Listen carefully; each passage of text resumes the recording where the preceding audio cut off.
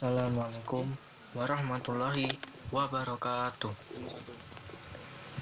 Perkenalkan, nama saya Aditya Hendrawan dengan NIM 201046006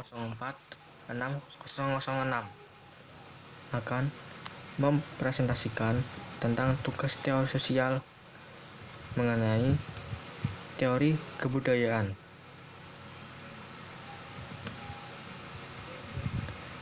Pengertian kebudayaan dalam literatur antropologi terhadap 3 istilah yang boleh jadi semakna dengan budaya, yaitu kultur, civilization, dan kebudayaan. Kultur berasal dari bahasa Latin, yaitu dari kata cultura, atau kata kerjanya color. Arti kultur adalah memelihara, mengajarkan, atau mengolah.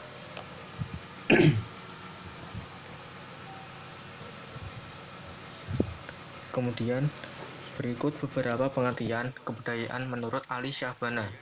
Yang pertama, kebudayaan adalah suatu keseluruhan yang kompleks yang terjadi dari unsur-unsur yang berbeda-beda seperti pengetahuan, kepercayaan, seni, hukum, moral, adat istiadat, dan segala kecakapan yang diperoleh manusia sebagai anggota masyarakat. Yang kedua, kebudayaan adalah warisan sosial atau tradisi. Ketiga, kebudayaan adalah cara, aturan, dan jalan hidup manusia. Keempat, kebudayaan adalah penyesuaian manusia terhadap alam sekitarnya dan cara-cara menyelesaikan persoalan. Yang kelima, kebudayaan adalah hasil perbuatan atau kecerdasan manusia.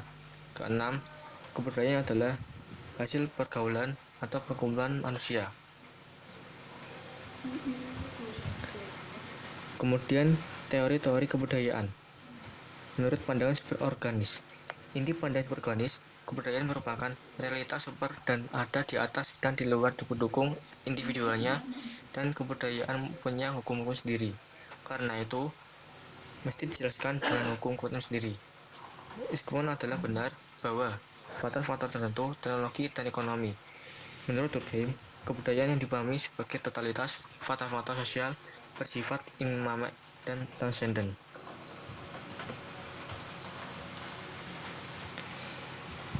Kemudian, pandangan kaum konseptualis tentang kebudayaan. Menurut kaum konseptualis, pada akhirnya semua kebudayaan mesti diterangkan secara sosial psikologis.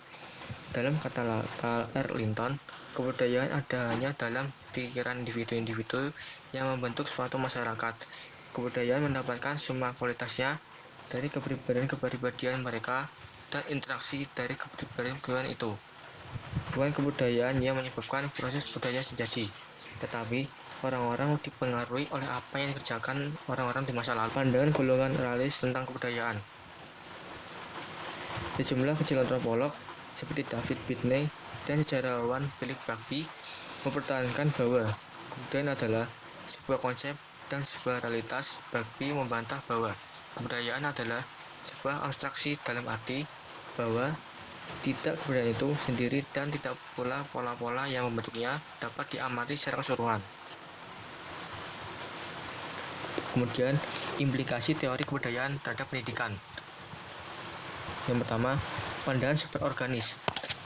Pandangan superorganis mempunyai implikasi terhadap pendidikan, yaitu pendidikan merupakan sebuah proses melalui mana kebudayaan mengontrol orang dan membentuknya sesuai dengan tujuan kebudayaan. Menurut L. White, pendidikan merupakan alat yang digunakan masyarakat melaksanakan bidangnya sendiri dalam mengajar tujuannya. Yang kedua, pandangan konseptualis. Karena mereka memandang kebudayaan sebagai kualitas perilaku manusia dan bukan entitas yang berdiri sendiri, pada pihak konseptualis setuju dengan pandangan bahwa anak-anak harus mempelajari warisan budaya sesuai dengan perhatiannya. Tokoh teori kebudayaan. Stuart Hall lahir di Kingston, Jamaika. Ia lahir di sebuah keluarga Jamaika kelas menengah. Nenek moyangnya diperkirakan merupakan orang Afrika, Inggris, Yahudi, Portugis, dan kemungkinan besar India. Ia bersekolah di College, Jamaika, dan mengenyam pendidikan yang mirip dengan sistem sekolah Inggris. Dalam sebuah wawancara, Hal menggambarkan dirinya waktu itu sebagai ilmuwan yang pintar dan menjanjikan, dan pendidikan formalnya sebagai pendidikan yang amat klasik, amat baik tetapi juga amat formal secara kedua. Hal memberikan dua definisi yang berbeda terkait identitas budaya. Dalam definisi pertama, identitas budaya adalah semacam kolektif suatu kesendirian yang sebenarnya, yang dipegang oleh orang-orang dengan sejarah dan yang sama. Dalam pandangan ini, identitas budaya memberikan bingkai warna referensi dan makna stabil, tidak berubah dan terus ada, dan tetap berjalan dalam ombak sejarah. Definisi kedua, hal mengenai identitas budaya menyadari bahwa meskipun banyak kesamaan, ada pula titik-titik perbedaan yang kritis dan signifikan yang mendirikan diri kita yang sebenarnya, atau karena sejarah ikut campur diri kita yang dalam menjadi dalam pandangan ini. Identitas budaya bukanlah semacam esensi ajak yang berakar pada masa lalu. Identitas budaya melewati perubahan konstan sepanjang sejarah karena terus-menerus bermain dalam sejarah, kebudayaan, dan kekuasaan. Hal mendefinisikan identitas budaya sebagai nama yang kita berikan kepada metode-metode yang digunakan narasi masa lalu untuk memosisikan kita dan sebaliknya, yaitu cara kita memosisikan diri di dalam narasi masa lalu. Dengan kata lain, bagi Hall, identitas budaya bukanlah sebuah esensi, melainkan suatu penempatan. Kemudian, fungsi kebudayaan. Kebudayaan berfungsi untuk menjadi pedoman hidup berperilaku. Hal ini diwujudkan dalam bentuk nilai, norma, ataupun hukum. Karakteristik kebudayaan. Karakteristik kebudayaan yang pertama, budaya mempelajari perilaku manusia. Kedua, budaya terkadang bersifat abstrak, berupa ide, gagasan, ataupun keyakinan. Ketiga, budaya merupakan produk manusia, diciptakan oleh manusia atau sekelompok manusia. Keduanya ada sifat hakikat budaya. Kebudayaan bersifat universal, namun perwujudan kebudayaan mempunyai ciri-ciri khusus yang sesuai dengan situasi maupun lokasinya. Kemudian, ciri dan wujud kebudayaan. Wujud kebudayaan, ide, tingkah laku dalam tata hidup, produk sebagai ekspresi pribadi, sarana hidup, nilai dalam bentuk lahir.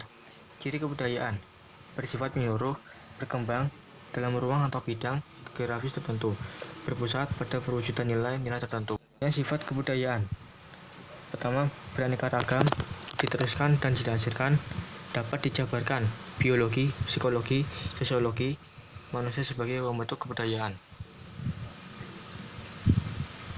Kemudian berstruktur, terbagi atas hitam-hitam, mempunyai nilai, statis, dan dinamis, terbagi pada bidang dan aspek. Dan presentasi dari saya, apabila terdapat banyak kesalahan, mohon dimaafkan. Wabillahi taufiq wal hidayah. Wassalamualaikum warahmatullahi wabarakatuh.